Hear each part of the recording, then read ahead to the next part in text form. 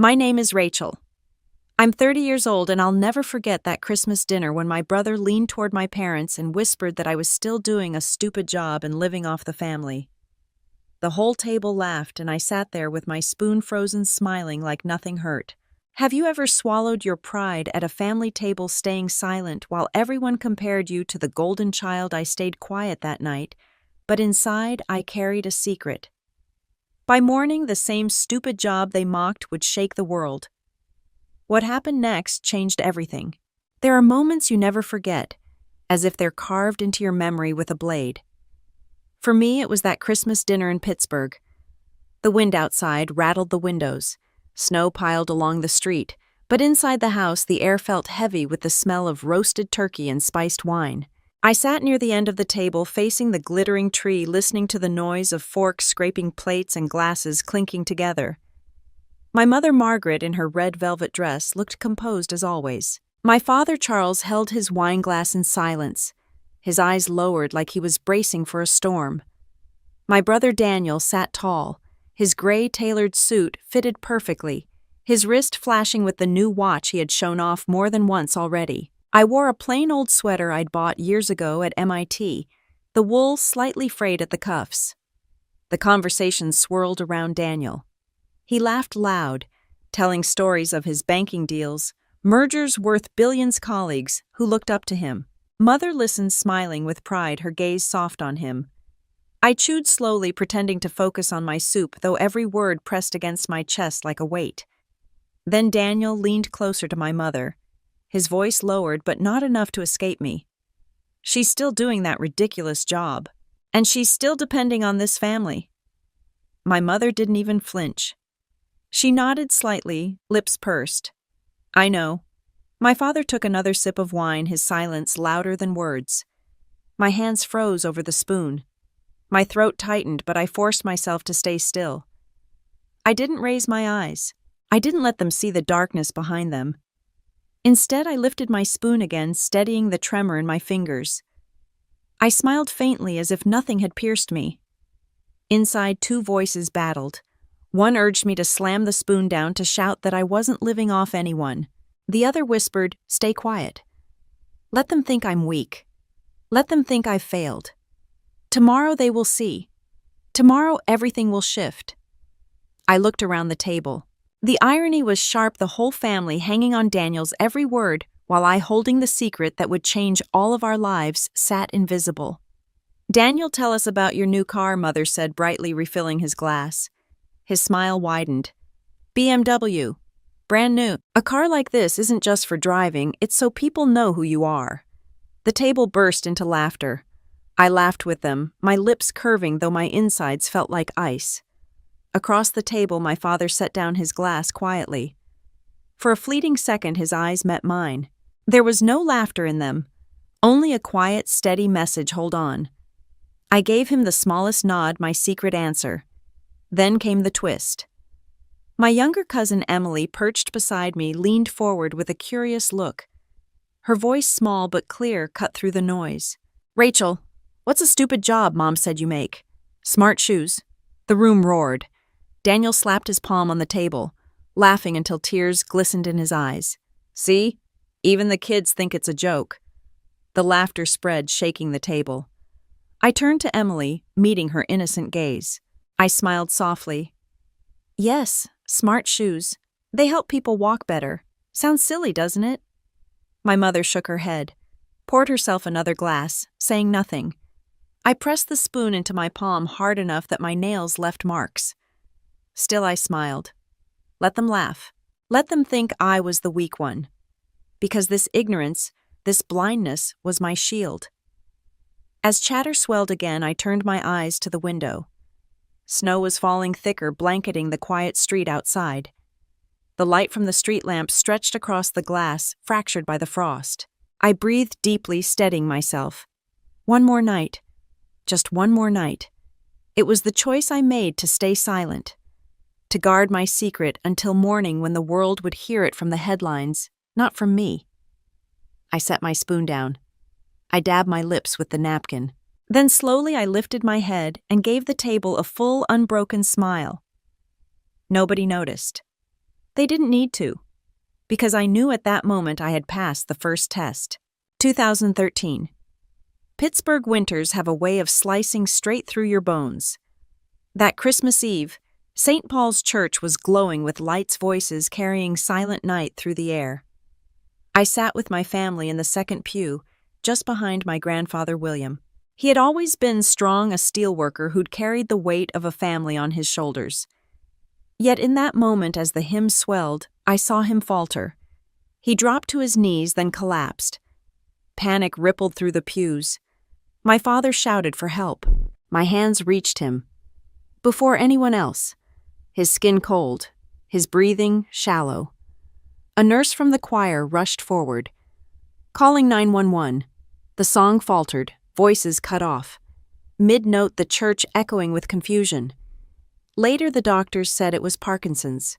It had been creeping in unseen until it finally claimed his strength right there in front of the whole congregation. That image never left me. A man who had stood unshaken by molten steel was undone by a disease that stole his balance and dignity. At the hospital, I sat by his bed, the machines hissing. His hand trembled as it closed around mine. His words came broken, uneven. "Rachel, do something, so others don't." I nodded, tears slipping down my cheeks. I promised him I would. That promise became the anchor of my life.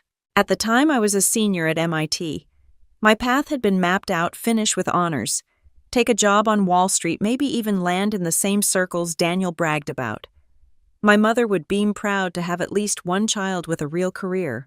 But after that night, I couldn't follow the script anymore. I spent hours buried in research, devouring everything I could about Parkinson's and falls. One night in my dorm, I stared down at my beat-up sneakers. What if they could talk? What if a shoe could warn someone before a fall? It sounded absurd, the kind of half-baked dream professors laughed off. But it refused to leave me. I told my father. He didn't laugh. A few days later, he handed me a box. Inside was a second-hand electronics kit. "I don't know much about this stuff," he said, smiling sheepishly. "But maybe you can make something out of it." I started building in that tiny dorm room. Wires sprawled across my desk, sensors taped clumsily into shoe soles, my laptop humming late into the night. My roommate rolled her eyes and muttered about the smell of solder. One time, a fuse blew, filling the hall with smoke and sending the entire floor evacuating. I should have been embarrassed. Instead, I felt alive. Then came the phone call. "Rachel." My mother's voice snapped through the line. "You're about to graduate from MIT. You should be networking for Wall Street, not playing with wires." "I'm not playing," I said softly. "I'm building something that could help people. This is what I want to do." There was silence on the other end. Then a sharp sigh. "You're just like your father, always chasing dreams. But dreams don't pay the bills." The line went dead. I sat there with the soldering iron still warm in my hand. Tears blurred the circuit board. Her words cut deep, but when I closed my eyes, I saw my grandfather crumpling to the church floor. His voice echoed in my memory. "Do something." I couldn't walk away from that. Weeks passed. My desk became a battlefield of failed prototype sensors that gave gibberish wires that snapped. Every failure whispered that maybe she was right. But then came a night in January. I slipped on a pair of sneakers rigged with sensors plugged into my laptop. Numbers scrolled across the screen. Not nonsense this time. A pattern. A signal tied to the rhythm of my steps. I froze, watching the graph rise and fall with each movement. For the first time, the idea wasn't just a fantasy. It was data. Real, undeniable. My chest tightened, not with fear but exhilaration. I laughed out loud alone in that cramped dorm. It wasn't much, just jagged lines on a screen. But it was proof.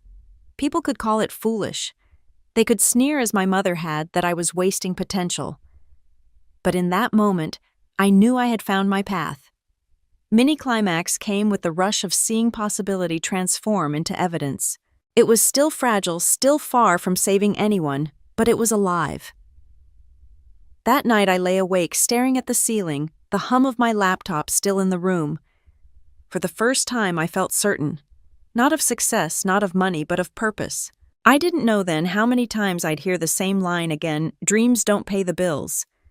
I didn't know how much harder it would get. But I did know this: I had taken the first step toward keeping my promise.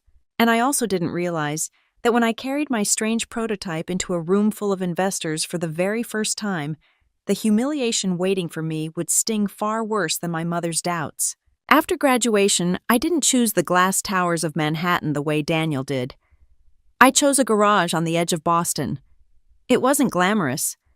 The air carried the smell of oil and solder wires tangled across the floor, and a 3D printer buzzed endlessly in the corner. That garage became my office, my lab, and sometimes my home. Ethan Rivera was there with me.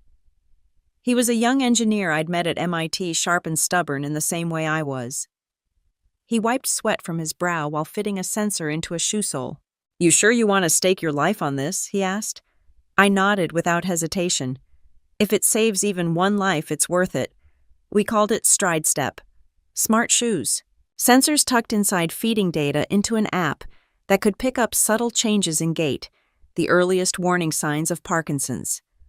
On paper, it sounded almost too simple, but to us, it was everything. The truth was, ideas don't pay bills.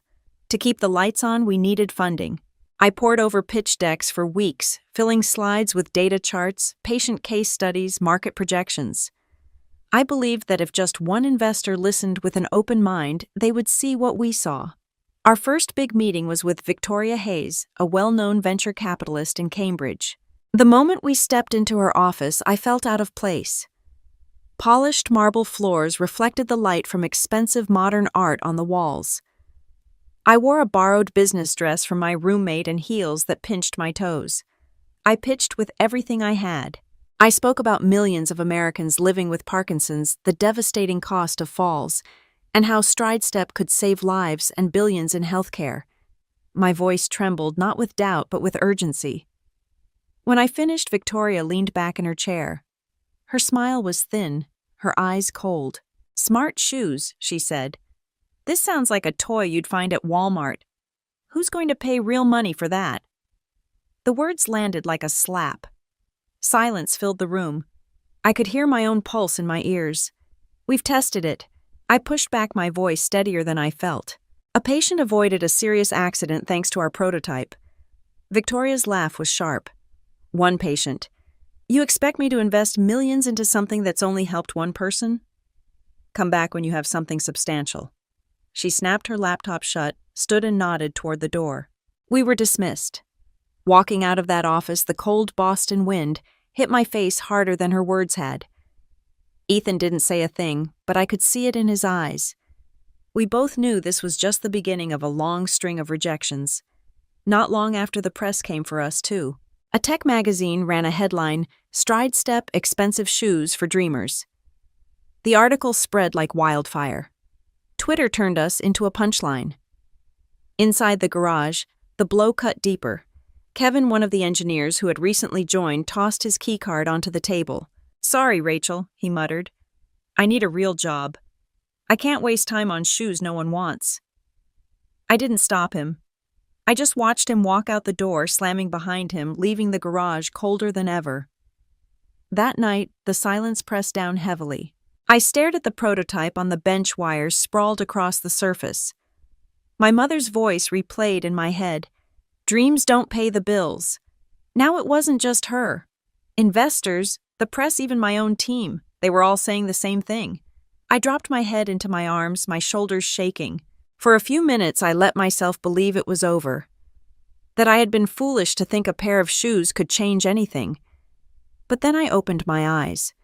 The shoe was still there, its tiny sensor light blinking steadily, like a pulse, proof that it was alive.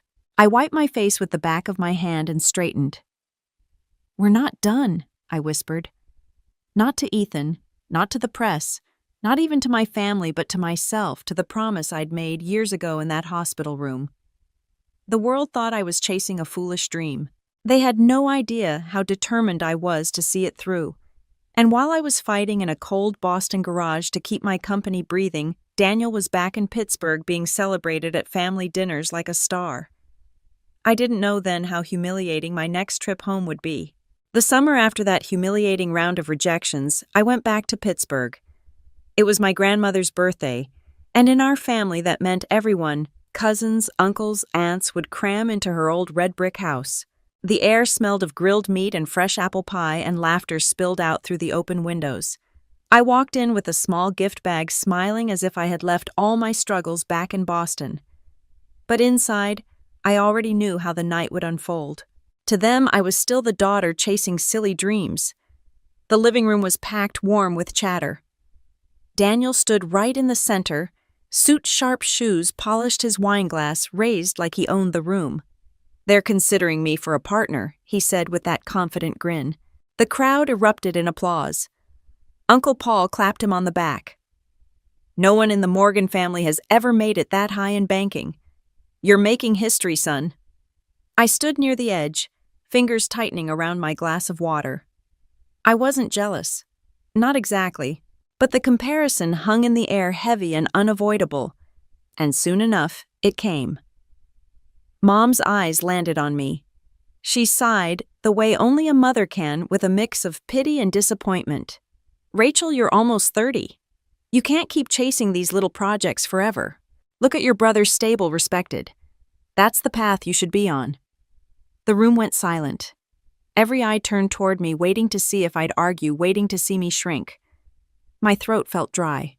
I wanted to tell them about the data we had collected about patients whose balance had been saved by our prototype. But what good would it do? They would laugh just like the investors had. A cousin broke the silence. "It's true. Rachel's smart, no one doubts that. But smart's without direction. It's wasted." The room chuckled, the sound sharp cutting. My face burned, but I stayed still, holding my glass like it was an anchor. And then I saw Dad sitting quietly in the corner as he always did. Never loud, never showy. He wasn't smiling. He was looking straight at me, eyes steady, and he gave the smallest nod. No words, no speeches, just that silent gesture. But it was enough. I straightened my shoulders, forcing my voice to stay calm. "Congratulations, Daniel," I said, lifting my glass toward him. A partner is no small thing. Some relatives smiled, relieved, maybe even smug, thinking I had finally learned my place. Daniel basked in the attention, lifting his glass higher. But inside me, something else stirred. I wasn't surrendering.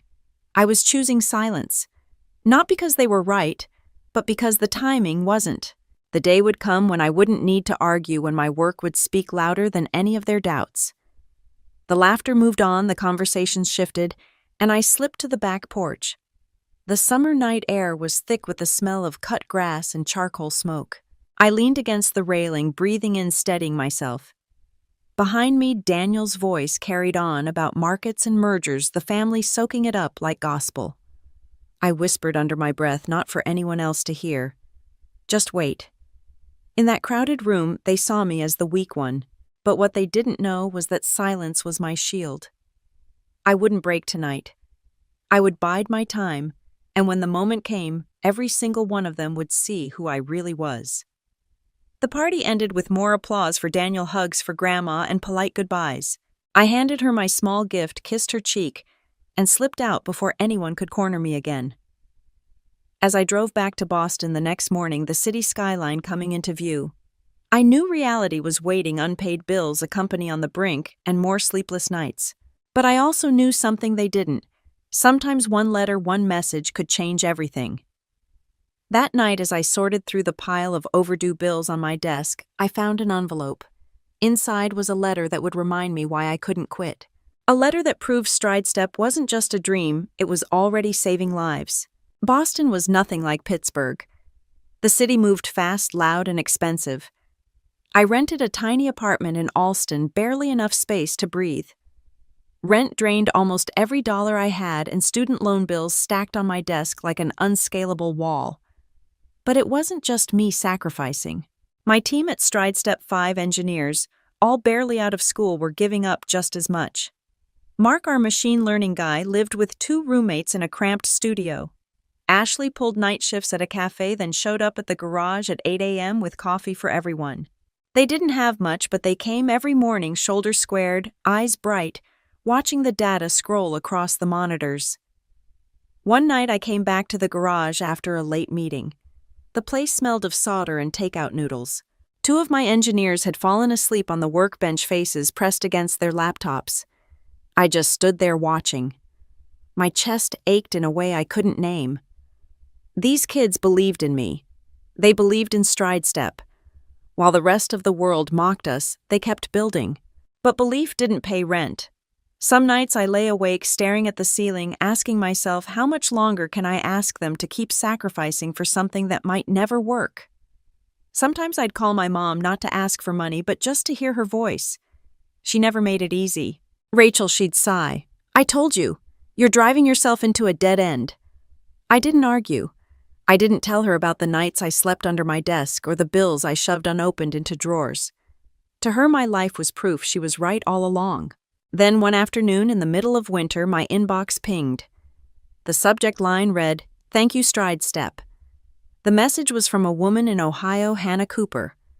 Her father, 72, had nearly fallen while gardening. The shoes alerted them. A doctor diagnosed Parkinson's at an early stage. "Because of you," Hannah wrote, "my dad still has a chance. You saved our family. Thank you." I froze. Read it again, and again. Then the tears came. All the rejection, the empty bank account, the humiliation. It collapsed into this one moment. For the first time, StrideStep wasn't just data on a slide deck. It was life. Real, tangible life. A father in Ohio would see another Christmas because of us. The next day, I printed Hannah's email and taped it to the garage wall. My team gathered around reading in silence. Ashley whispered, "We're not crazy, are we?" I shook my head. "No, we're not insane." That email became our fuel. Whenever the bills piled too high, whenever another investor laughed us out of the room, we'd look at Hannah's words. And we kept going. The world outside didn't see what we saw. Social media still joked about us. Venture blogs called us MIT kids playing entrepreneur. Every snide remark cut, but Hannah's letter stitched me back together. Still, I knew survival meant more than faith. It meant money. If we could find just one big deal, everything would change. Meanwhile, 300 miles away in Pittsburgh, Daniel was busy showing off his new BMW. He was climbing higher at his bank, talking about a merger worth billions. My family listened to him like he was a prophet. He strutted at those dinners as though the world belonged to him. He didn't know it yet, but the ground under his feet was cracking. As for me, I had Hannah's email taped to a garage wall and a team running on fumes. But for the first time in years, I didn't feel like a failure. I felt like we were holding something the world just hadn't recognized yet. I shut down my laptop that night and whispered to the dark garage, "We're not done yet." Because while StrideStep clung to life, Daniel was building a tower on sand, and storms were coming for both of us. While I sat in my Boston kitchen slurping cheap noodles, Daniel was making an entrance. In Pittsburgh, he pulled up to the golf club in a brand new black BMW tires, still carrying that sharp rubber smell. He stepped out in a tailored navy suit, cufflinks, catching the evening lights, Rolex gleaming. Inside, the family and a few of his colleagues waited with champagne. "Ladies and gentlemen," Daniel announced, raising his glass, "our upcoming merger will shake Wall Street to its core. We're talking tens of billions. We'll lead the entire sector." Applause erupted. My mother beamed like he'd just brought home a Nobel Prize. My relatives clapped his back, their laughter echoing under the chandelier. And me, I wasn't even a footnote in the conversation. StrideStep, the garage, the ramen, all invisible. But while Daniel was basking in applause, I knew reality wasn't nearly so polished. In New York, his office carried a different atmosphere. Fluorescent lights hummed over tense faces. In the break room, two associates whispered over coffee. "You hear the SEC might be circling," one muttered. "Yeah. The numbers look off. Something's buried there." The moment Daniel stepped inside, their conversation cut off. They scattered like birds startled mid-flight. He adjusted his tie, smirked as if he hadn't heard a thing, but the silence was deafening. Later that afternoon, the tension boiled over in a conference room lined with glass walls. Papers shuffled, voices low, until Thomas Blake, the senior partner, slammed a folder onto the table. Daniel Blake's tone was clipped. Rumors are circulating that the SEC is preparing a preliminary review. I want contingency plans on my desk. Daniel leaned back in his chair, a smile plastered on. With all due respect, sir, it's chatter. Our numbers stand. Blake's fist hit the folder again. Listen carefully.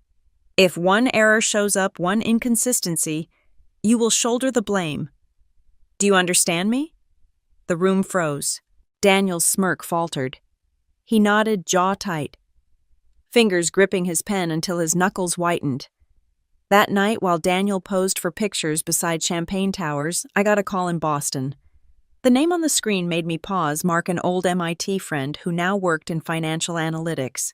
Rachel, he said without preamble, is your brother tied to that massive merger deal?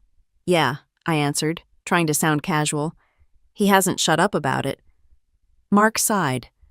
Rachel, it's bad. One of the partner banks is hiding enormous losses. If regulators dig in, and they will, the whole thing could implode. People are already whispering. I sat there in the cold garage, surrounded by wires and half-built shoes, my laptop screen glowing. I pictured Daniel clinking glasses and Pittsburgh BMW keys jangling in his pocket while the ground beneath him cracked open. I didn't say anything to Mark right away. My throat felt tight. I wanted to scream the truth at every relative who toasted him, to tell my mother her golden boy was walking a tightrope without a net.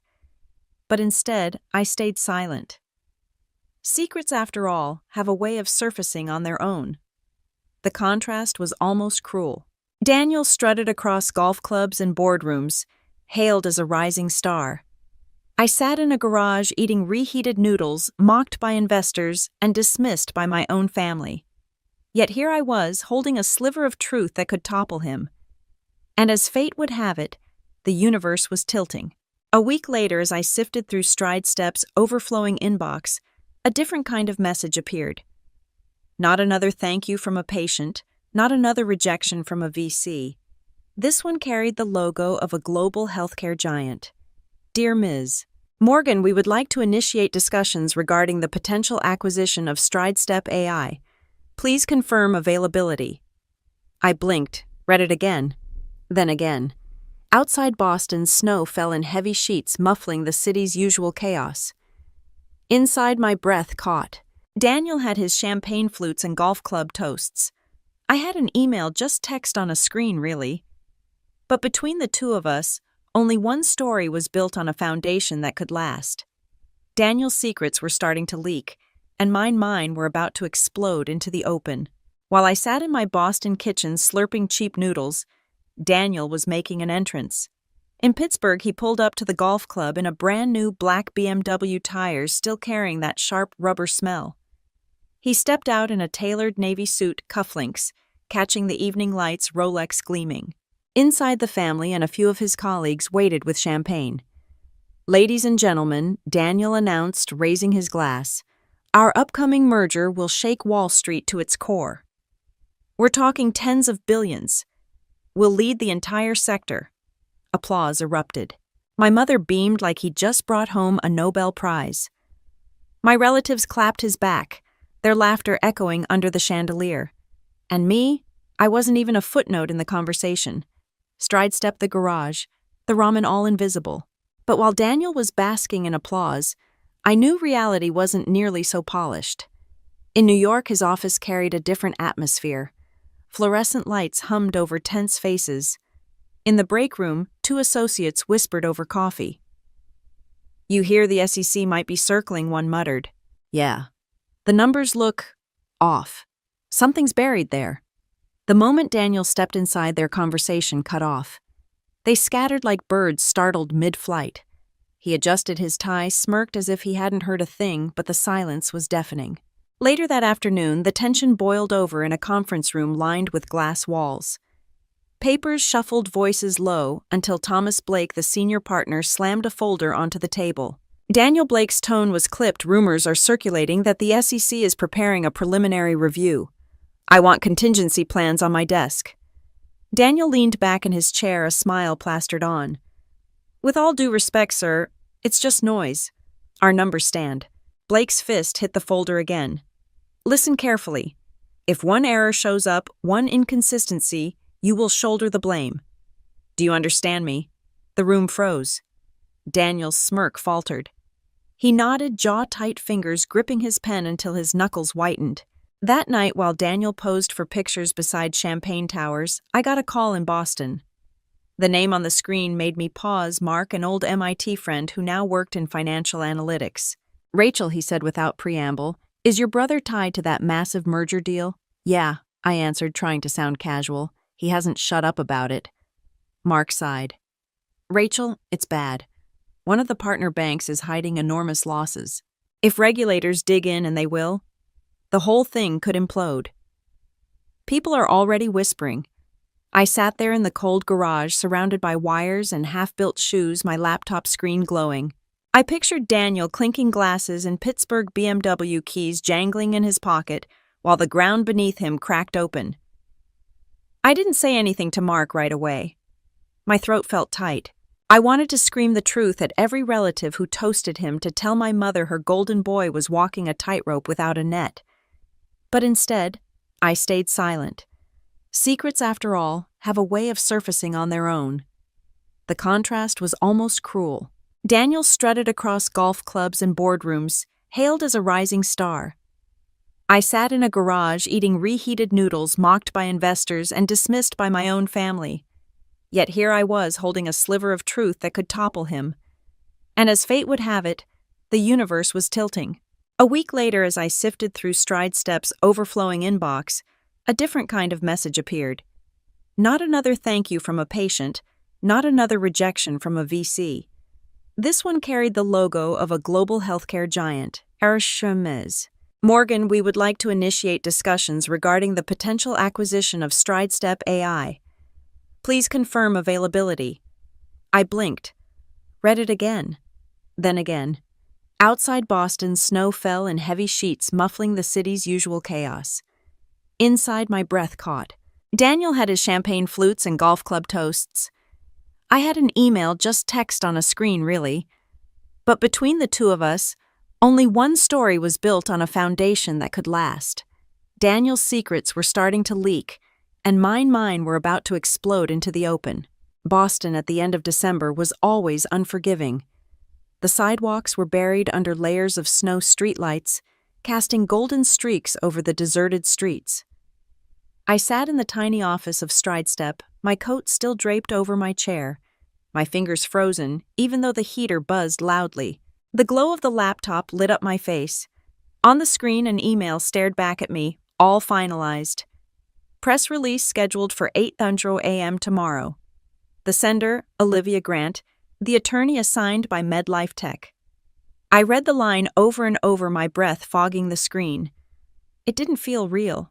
After years of sacrifice, rejection, and ridicule, everything was about to end with a number so outrageous I could hardly process it: $3.8 billion. Behind me, Ethan was slumped over his desk. He had fallen asleep mid-sentence, his notebook open, scribbles half-finished. His glasses were askew, the kind of exhaustion only months of non-stop grind could bring. I stood gently, pulling a jacket over his shoulders. "We did it," I whispered, though I knew he couldn't hear me. For the first time, I allowed myself a fragile smile. But I also knew this was just the calm before the storm. Tomorrow, the world will know. Tonight, I still had to survive one more dinner with my family. I packed my bag, got into my old Corolla, and drove the long road back to Pittsburgh. The car rattled over every bump on the highway, the check engine light glowing like a warning. Snow streaked sideways in the beams of my headlights. My chest felt tight. It wasn't joy. It was the weight of holding in a truth so big I thought it might crush me if I didn't let it out. At one gas station stop, I sat with my hands gripping the steering wheel, whispering to myself, just make it through tonight. Tomorrow, everything changes. By the time I pulled into my parents' driveway, it was close to midnight. The house glowed warm with holiday lights. Through the window, I could see Daniel's silhouette, his hands moving animatedly as he spoke, the sound of laughter spilling out when I opened the door. "Rachel, there you are," Mom called from the kitchen, her face lighting up, though not with pride, more like relief that I had at least made it home on time. She handed me an apron. "Help me with these dishes." The kitchen smelled of cinnamon and roast turkey. I rolled up my sleeves and joined her at the sink. Water splashed against the porcelain bubbles clinging to my hands. From the living room came Daniel's booming voice. "This merger is going to set records. We're talking tens of billions. I'll be one of the youngest partners in the firm." The room erupted in applause. Mom placed a plate into the drying rack and sighed. "Rachel, I just wish you could be more like your brother. Look at him, stable, successful, respected. He has a real career. You? I don't even know what you're doing anymore." Her words landed like stones in my chest. I gripped the towel tighter, twisting it until the fabric wrinkled. My phone buzzed in my pocket. I sneaked a glance. It was Olivia's email again, still bold in my inbox. "Everything is finalized." I stood there caught between two worlds, my mother's disappointment pressing down on me and the knowledge that in just a few hours everything would change forever. For a moment I wanted to shout. I wanted to slam the dish down and scream, I built something worth more than Daniel could ever dream of. Instead I swallowed it. Timing was everything. We carried the plates into the living room. The family gathered around the Christmas tree lights, twinkling ornaments reflecting the fire in the hearth. Daniel handed out gifts wrapped in shiny paper. He beamed as he displayed a luxury watch, another token of his self-made success. Relatives oohed and awed. I sat in the corner phone on my lap, sipping a glass of wine. My mother smiled at Daniel, her eyes glowing with pride. No one looked my way. I was invisible in my own family's celebration. But invisibility has its advantages. While they were busy laughing, I was watching the clock. Midnight crept closer. Every tick of the second hand was a countdown not just to Christmas morning, but to the announcement that would rewrite everything. Inside, my emotions churned. Frustration, anticipation, a strange kind of giddy fear. I thought of all the times I'd been told I was wasting my life. All the dinners where I was the butt of their jokes. All the nights in Boston when I went to bed hungry too, broke to afford anything better than frozen noodles. Tomorrow, all of it would mean something. Daniel clinked his glass. "To the Morgans. May we always rise higher and higher." Cheers erupted around him. I lifted my glass too, though my smile didn't reach my eyes. In my head, I whispered, "Enjoy it while you can, Daniel." After the presents were opened, people began to drift off to bed. I stayed in the living room alone with the tree. The lights blinked in steady rhythm, casting shadows across the floor. I opened Olivia's email one last time, my finger hovering over the screen. 3.8 billion. I exhaled long and slow. Tomorrow morning, CNBC and Bloomberg would break the story. Reporters would scramble. Phones would ring. Stride Step, the stupid job everyone mocked, would be front-page news. I leaned back on the couch, wine glass empty, and closed my eyes. The storm hadn't hit yet, but I could already feel the winds shifting. The morning of December 26th, I woke before dawn in my Boston apartment. The room was cold, the windows frosted white from a night of heavy snow. I pulled the blanket tighter around me and reached for my phone. The screen lit up the dark room, and for a moment I just stared at the time, 7:59 a.m. My hand trembled as I refreshed my email. Then it happened. At exactly 8 o'clock, alerts poured in. CNBC's headline hit first. MedLife Tech acquires StrideStep AI for $3.8 billion, the largest health tech deal of the year. I blinked at the screen, hardly believing the words were real. Seconds later, Bloomberg joined in. Rachel Morgan, 30, becomes one of the youngest self-made women billionaires in health technology. My photo, the one taken weeks earlier in our makeshift garage office, flashed across the broadcast image. My smile, tired but stubborn, filled the screen. I sat frozen in the dim glow of my laptop, the sound of my own breathing louder than the news anchors' voices. After years of rejection, ridicule, and nights that felt endless, it was real. My phone vibrated so hard it almost slid off the table. Messages stacked one after another, but one name stood out. My father. Proud of you. Always. I read the words twice, then a third time. Short, steady. But from him, it carried the weight of every silent glance, every quiet nod he'd given me when no one else believed. Tears blurred my vision, spilling onto my hands before I could wipe them away. Another notification. Ethan. We did it. Rachel. Everyone's at the garage. We're on TV. Turn it on. I scrambled for the remote, flicked the screen to CNBC. The anchor was talking fast, his excitement barely contained. Behind him played clips of Stridestep's journey photos of our scrappy prototypes, video of Ethan soldering wires at 3 a.m, shots of our small team hugging one another. The chyron at the bottom read, "From garage startup to global impact." The camera cut to one of our engineers, his voice cracking, as he told the reporter, "We knew this could change lives. Today, the entire world knows it too." I pressed a hand to my mouth, overwhelmed. For the first time, the laughter, the whispers, the labels of naive dreamer were drowned out by something bigger. Validation. Meanwhile in Pittsburgh, a very different morning unfolded. My mother Margaret stood in the kitchen of the red brick house, pouring herself a cup of coffee. The TV in the living room droned on in the background until a name caught her ear. She glanced at the screen just as my face appeared framed by the headline announcing the multi-billion-dollar sale. The cup slipped from her hand, shattered against the tile floor. Hot coffee splattered across her slippers. She didn't notice. She just stared. Lips parted, eyes locked on the screen where the daughter she had scolded for dreaming too much was now being celebrated nationwide. Across town, Daniel sat in his office, his BMW keys tossed carelessly onto the desk. He scrolled his phone lazily until the same headline appeared in his feed. For a moment he thought it was a joke. Then the video auto-played my face on Bloomberg, my name trending online. His phone slipped from his hand, landing with a dull thud on the carpet. He leaned back, stunned into silence. This was the same brother who once smirked across the dinner table and called my work stupid shoes. The same man who mocked me for struggling to pay bills.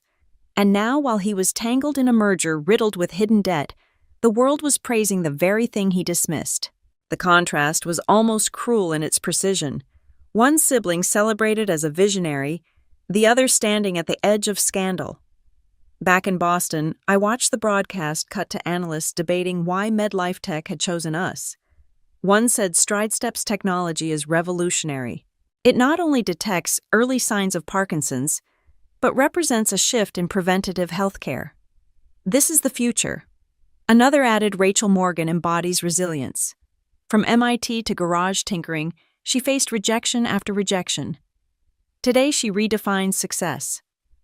I exhaled shakily. Hearing strangers summarize my journey on national television felt surreal. Every insult, every laugh at my expense seemed to replay in my head, but now the ending was different. My phone buzzed again. Dozens of unread messages. Former classmates, old colleagues, even people who had once ignored me entirely. Suddenly, everyone wanted to be connected to me. But it was one notification that made me pause a voicemail from my mother. I didn't press play. Not yet. Because at that moment, it wasn't about her or Daniel or anyone else who had doubted me. It was about the promise I had made to my grandfather years ago, the vow that no one else would suffer as he did without warning.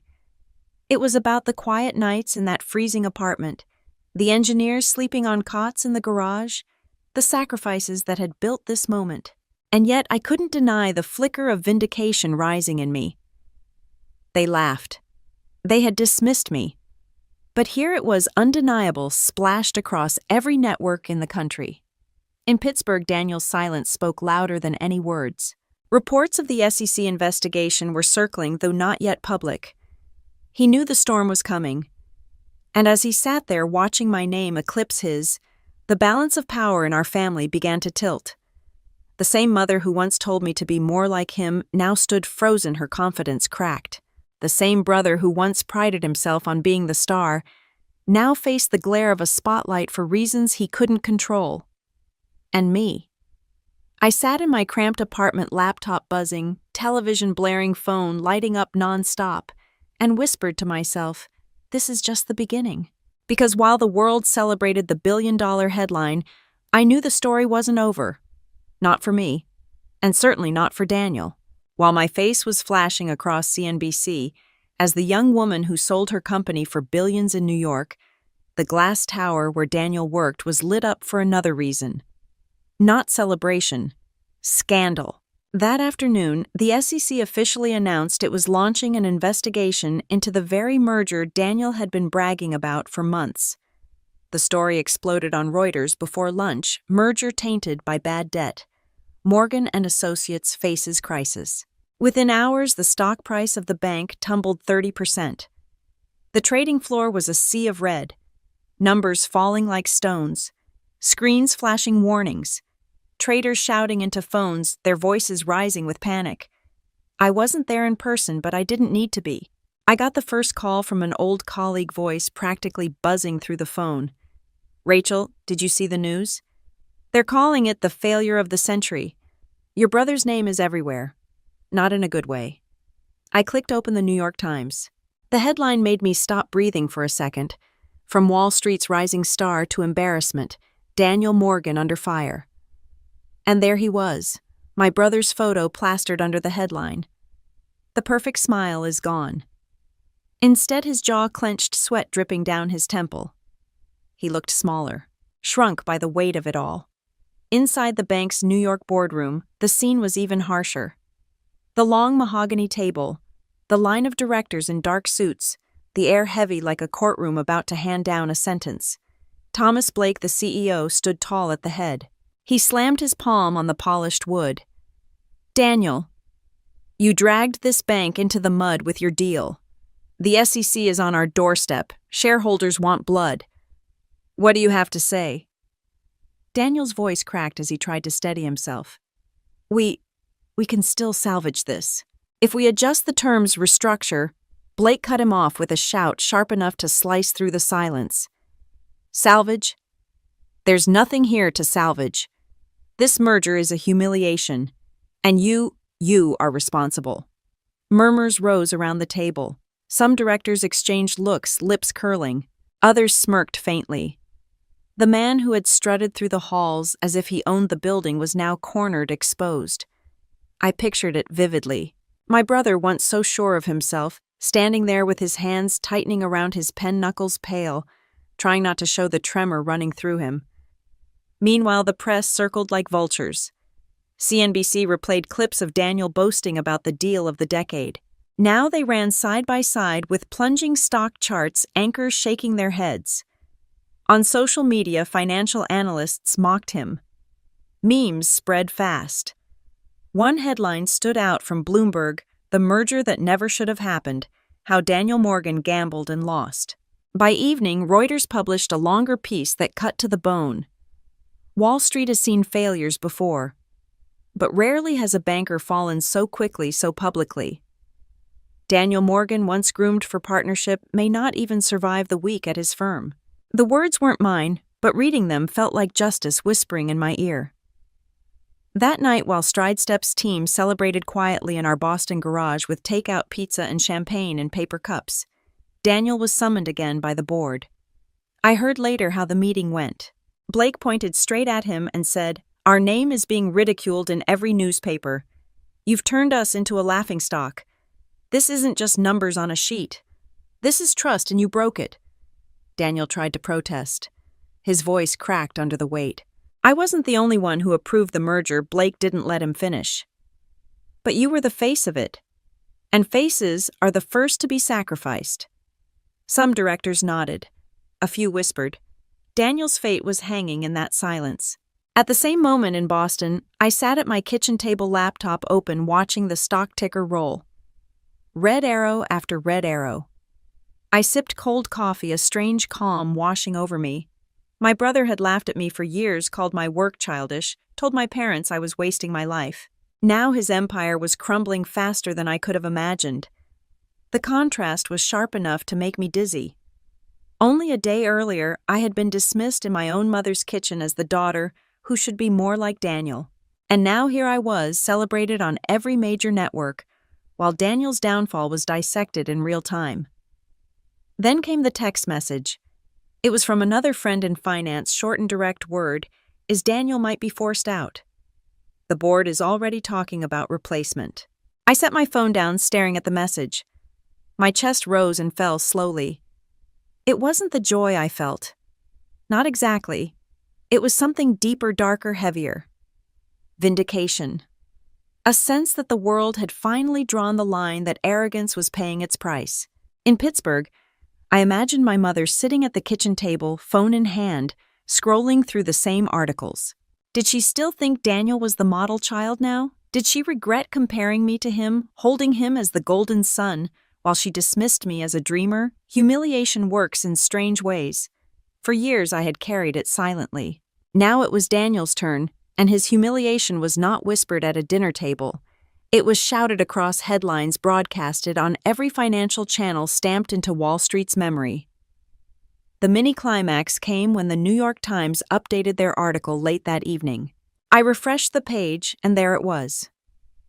Daniel Morgan, the banker once hailed as a rising star, is now the symbol of reckless ambition. Sources say termination is under consideration.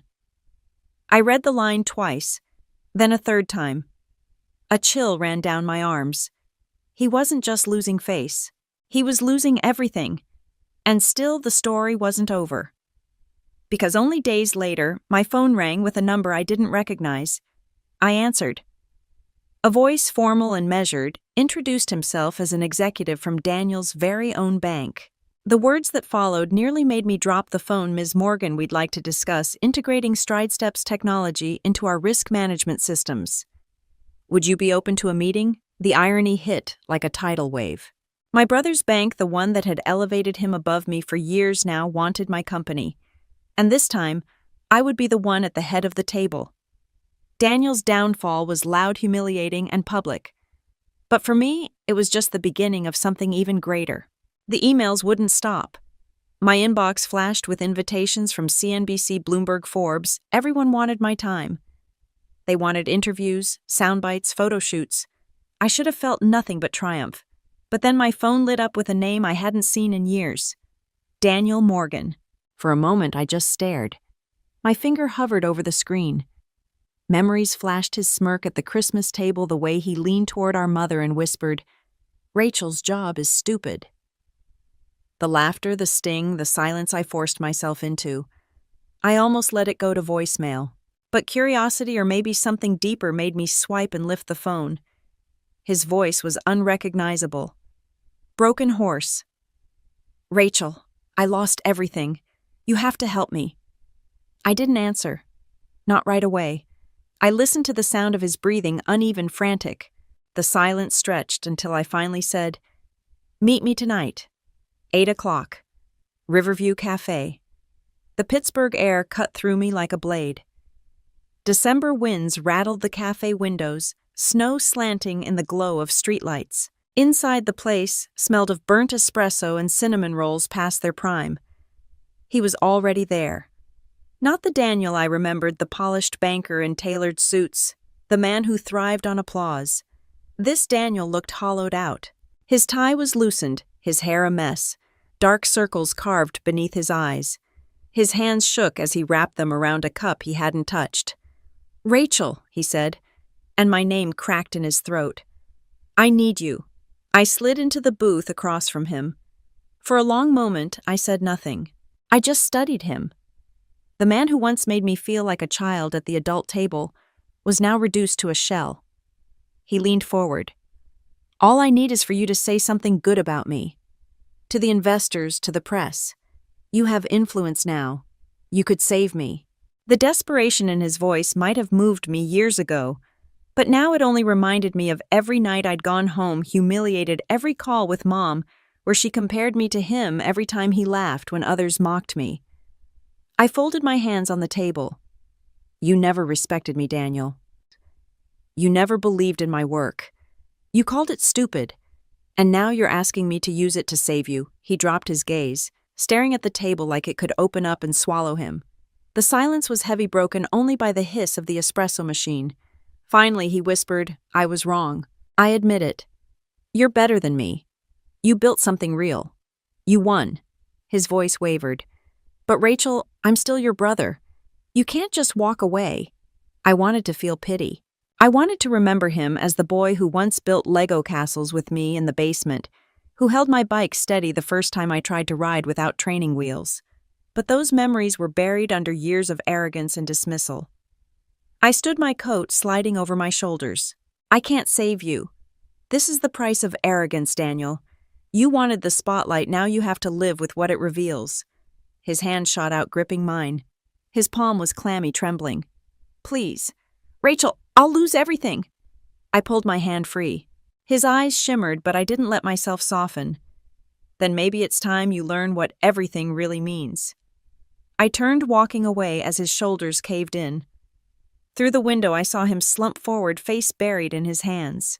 The snow outside fell heavier, muffling the city, as if the world itself wanted to cover his shame. Driving back to my hotel, the silence of the car pressed against me. For the first time in years, the balance of power between us had shifted. I wasn't the little sister hiding at the edge of the room. I wasn't the butt of a joke. Tonight I had walked away, and yet a part of me still ached.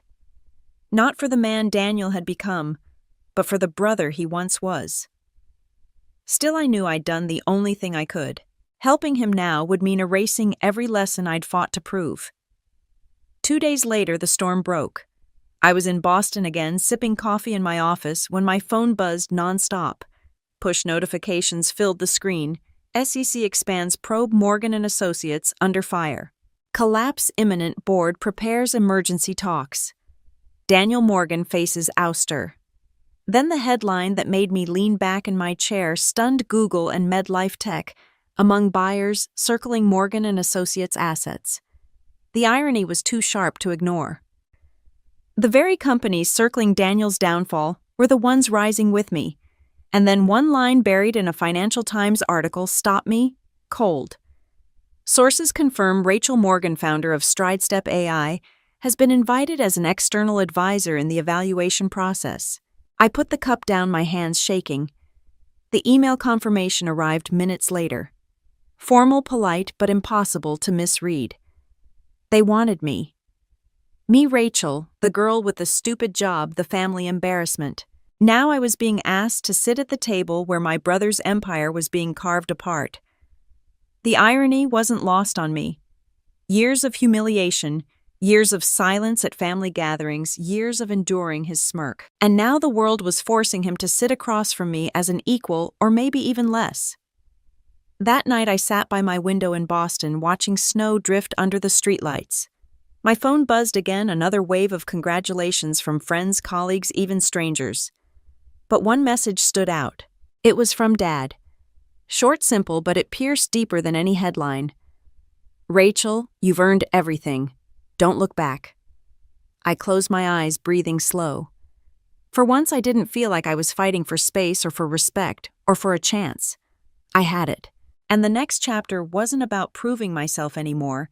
It was about facing Daniel not as the sister he mocked, but as the woman who now held the power he had squandered.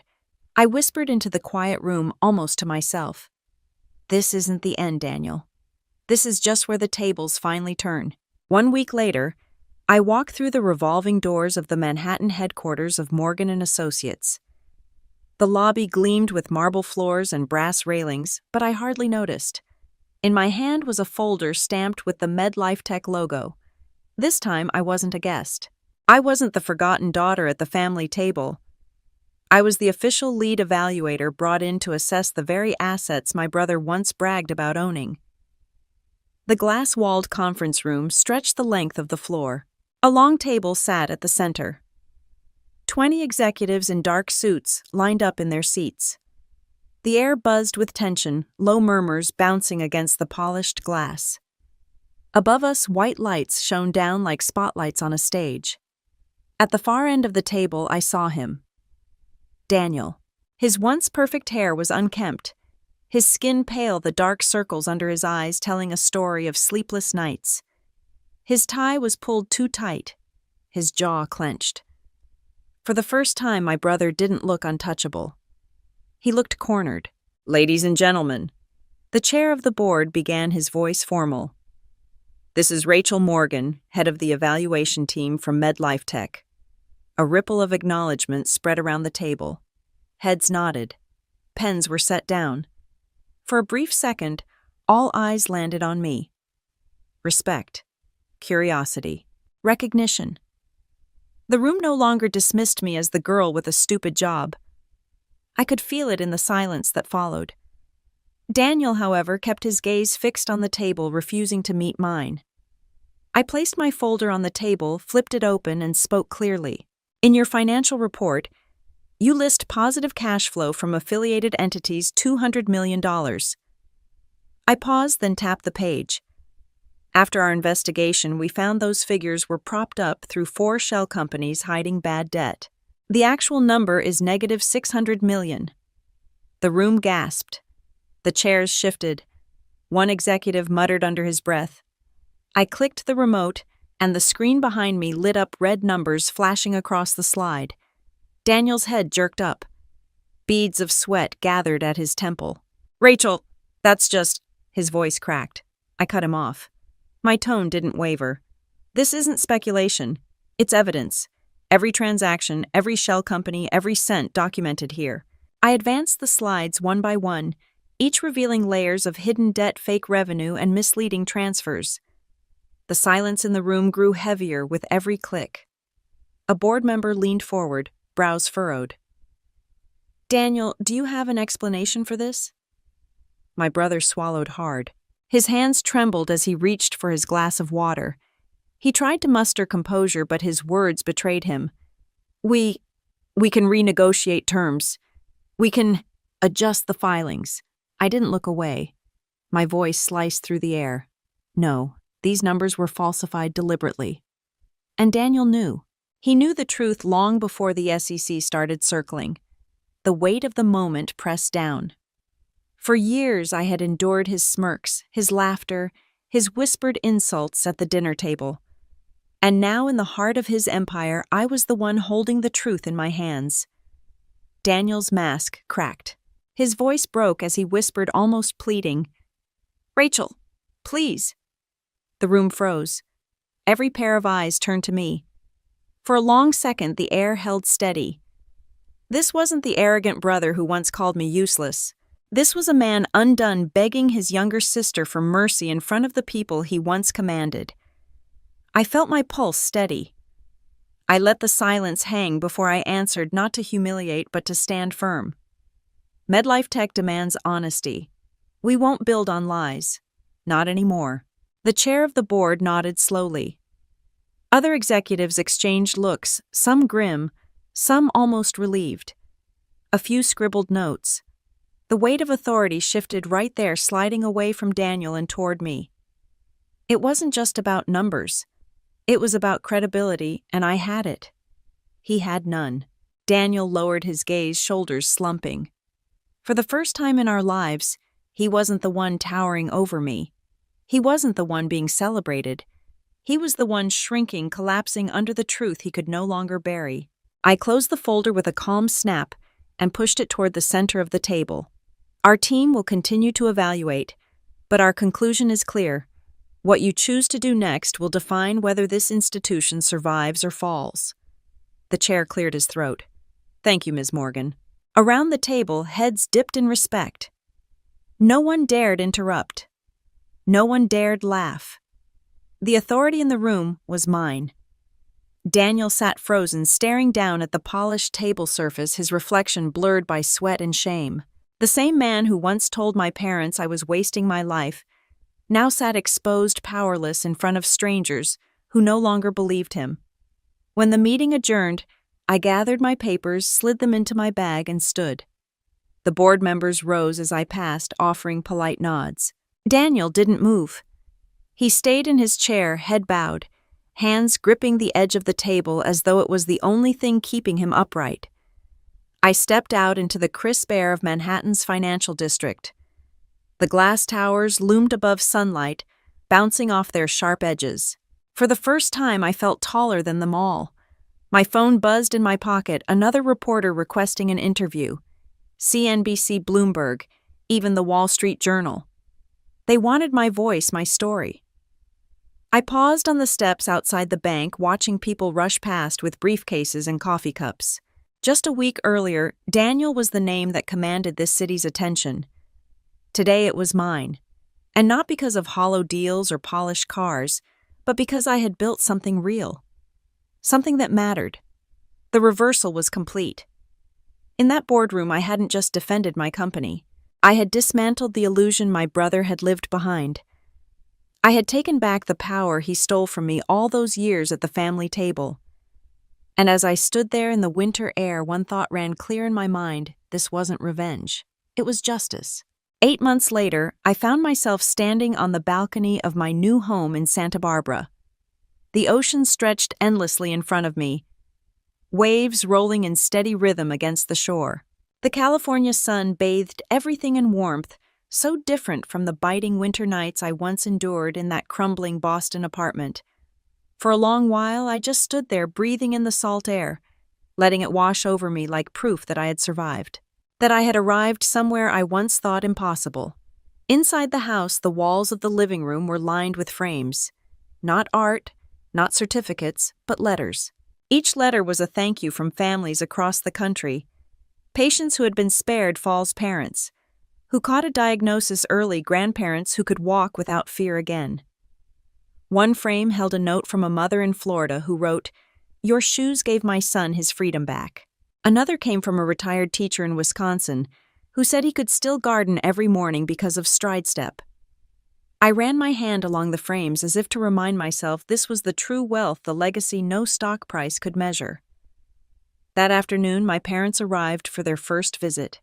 I waited nervously at the door, unsure what it would feel like to welcome them into a life they had once doubted. My mother stepped inside first. Margaret's eyes scanned the high ceilings, the ocean view beyond the glass doors, then landed on the wall of letters. She walked closer, touched one of the frames gently, and then turned back to me. Her eyes filled with tears. "Rachel," she whispered, her voice breaking, "I was wrong. I didn't see what you were building. I didn't see you. I only saw the risks, the uncertainty. And I hurt you." Her arms wrapped tightly around me, and I froze for a second before returning the embrace. I had imagined this moment so many times, her apology, her recognition, but living it felt softer, calmer. The anger I once carried loosened its grip, and all I felt was relief. Behind her, my father stepped forward. Charles placed his hand on my shoulder, steady as always. He didn't need many words, but the ones he gave me landed with weight. "I always knew you'd make it here," he said quietly. "I'm proud of you, Rachel." We sat down for lunch on the terrace, the Pacific glittering in the distance. For the first time, the three of us shared a meal without tension, hanging like smoke between us. The clink of glasses, the sound of gulls overhead, it felt like the beginning of something new. But just as the air started to settle, a shadow appeared at the gate. I turned my head and saw him, Daniel. My brother, once the golden child, now walked slowly, shoulders hunched. No tailored suit, no gleaming car parked outside. He looked smaller, somehow diminished not just in stature but in spirit. He paused at the edge of the patio, then took a hesitant step forward. His voice cracked as he spoke. "Rachel, I need to say this. I'm sorry. For the years I mocked you for treating your work like a joke, for not seeing who you really are. I lost everything but you. You built something real. I don't deserve forgiveness, but I couldn't live without telling you that." The table fell silent. My parents exchanged a glance, neither speaking. All eyes were on me. I studied Daniel's face, so different from the proud man who once raised champagne glasses and boasted of billion-dollar deals. Now he was stripped bare, just a man who had faced ruin and learned humility too late. 1,000 memories flashed through my mind: the Christmas dinners, the sarcastic comments, the public comparisons, the quiet tears I swallowed in silence. For a long time I had carried the desire to see him broken, to feel what I felt. And now, here it was. I took a breath, my voice calm but firm. "Success isn't about proving them wrong, Daniel. It's about proving yourself right." He bowed his head. No argument, no defense. Just silence. And in that silence I felt the circle close. The rivalry, the bitterness, the need for revenge, it all drained out, leaving only truth. That night, after everyone had gone, I sat in my study overlooking the ocean. A new letter waited on my desk, still sealed. I opened it carefully. It was from a family in Texas. Stride Step saved our mother. We'll never forget what you've given us. I held the paper in my hands, staring at the handwriting. All the battles, all the humiliation, all the long nights had led here, not to wealth or headlines, but to this: a daughter thanking me for her mother's life. I placed the letter into a new frame and added it to the wall. Then I turned back toward the balcony where the waves shimmered under the moonlight. For years, revenge had fueled me. It kept me awake, kept me fighting, kept me from collapsing under their laughter. And yes, seeing the tables turn had been sweet. Watching Daniel stumble while I rose higher than he ever imagined, there was satisfaction in that. But as I stood there in the soft night air, I finally understood that wasn't the end of the story. The real reward wasn't in making others fall. It was in building something that stood tall on its own. It was in knowing that when the world dismissed me, I had kept going anyway, and that persistence saved lives. I whispered to myself, almost like a prayer. The truest revenge isn't watching them fail. It's proving that I was right all along. And with that, I felt the final piece click into place. Not anger, not triumph, but peace. I still remember that Christmas night. Daniel leaned toward my parents and called my job stupid. Everyone laughed. I said nothing. I just kept eating my soup. Back then I felt invisible, small, like nothing I did mattered. Years later, everything looks different. The deal went through. The headlines screamed my name. The money came. The house in Santa Barbara stands on a cliff where the sun sets gold over the ocean. But you know what I treasure most? Not the billions, not the interviews, not even the awards. It's the letters. The ones from families who say Stride Step gave them more time. A father who didn't fall. A grandmother who got diagnosed early. A boy who walks steadily now. Those stories mean more than any check ever could. My mom visits sometimes. She sits with me on the porch, quiet, holding one of those letters. She doesn't talk much anymore, but I can see it in her eyes. The regret, the pride, the love. My dad just smiles. I knew you'd get here, he says, and that's enough. And Daniel, he's not the man in the shiny car anymore. No more champagne, no more bragging. He's softer now, humbled. He once told me, Rachel, your success saved me from myself. I didn't answer. Some words don't need a reply. So what does revenge feel like? Honestly, not what I thought. It's not the money. It's not even the headlines. It's the quiet moments. It's looking around and knowing the thing they mocked me for is the very thing changing lives. To every woman who's ever been dismissed. To every daughter who's been told she's wasting her time. To every sister who's been compared, laughed at, or ignored. Listen, success isn't about proving them wrong. It's about proving yourself right. That's the deepest revenge.